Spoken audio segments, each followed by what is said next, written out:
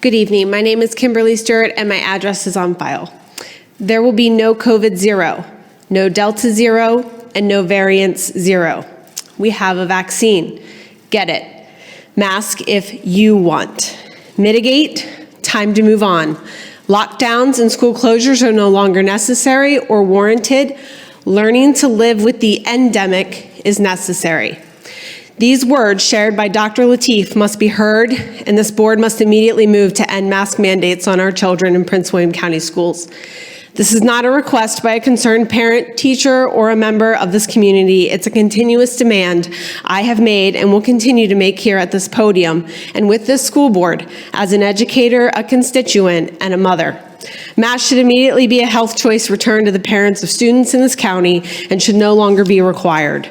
Our children are suffering, and your continued inability to recognize the harm that masking has done to our children academically, emotionally, and physically with minimal scientific benefit is criminal. It's time to move on. To justify continued masking of school kids with no end in sight, we have to prove that masks benefit kids and at what ages. This district has published zero data to date that supports the continued use of mandatory masking by our own research. Mask mandates can be challenging for younger children to follow and deprive them of stimuli they need. When masks are required, kids experience limitations in play, exercise, tolerance, and socialization, not to mention speech delay, phonic acquisition, and communication skills. In the past 2 years of this endemic, I have seen and heard very little science shared with our students and families and community about healthy lifestyles, exercise, good diet, and the benefits of vitamin D. I have, however, heard an extraordinary amount of argument on vaccines and masking. We can no longer pretend to hide from this virus, and I believe that Dr. LaTeef's words state this loudly and clearly. I demand that the school board move to reconsider and vote on ending the mask mandates in our schools. If individual students, parents, teachers, and community members wish to wear them, then it should always be a choice.